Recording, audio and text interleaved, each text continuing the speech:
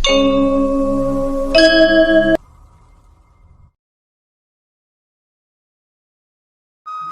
दुख से भाग नहीं सकते क्योंकि यह जिंदगी है।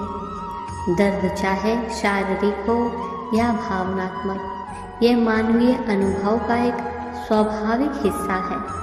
दुख किसी के साथ भेदभाव नहीं करता, वह हर किसी के जीवन में आता है।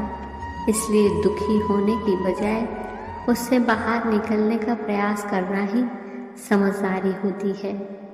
इसे हमारे दिलों में स्थायी निवास बनाने की आवश्यकता नहीं है। दुख के आने पर ना सिर्फ व्यक्ति की परीक्षा होती है, बल्कि इसके आते ही आपको अपने और पराये का भी पता लग जाता है।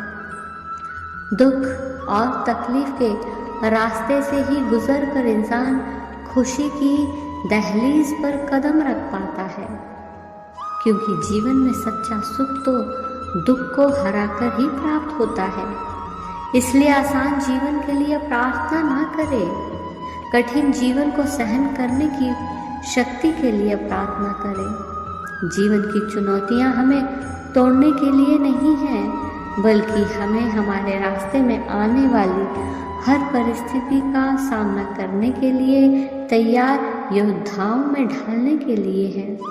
याद रहे, दुख की वजह से चिंतित होना किसी व्यक्ति के नियंत्रण में नहीं है।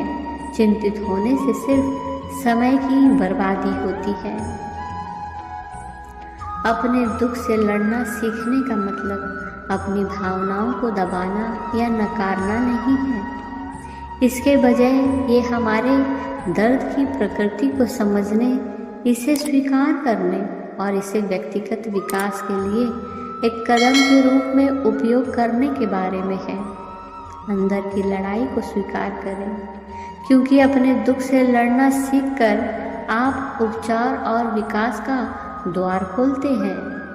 दुख पर विजय पाने के लिए सबसे पहले व्यक्ति को उसका सामना करना सीखना होगा।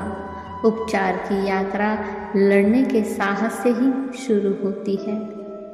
दुख अक्सर कल के दर्द से उत्पन्न होता है और उससे चिपक कर हम अपने विकास को रोकने का जोखिम उठाते हैं। अपने दुख से लड़ने में हमें उस सुंदरता को नज़रअंदाज नहीं करना चाहिए जो इस समय हमारे चारों ओर है। वर्तमान क्षण एक उपहार है और इसे पूरी तरह से अपनाकर हम दुख की स्थिति में भी ताकत और सांत्वना पा सकते हैं। यदि आप जीवन में सफलता चाहते हैं तो सबसे महत्वपूर्ण बात ये जानना है कि अपने दर्द और खुशी को कैसे संभालना है। यदि आप जानते हैं कि अपने दर्द और खुशी को कैसे संभालना है तो आप निश्चित ही सफल होंगे। धन्यवाद।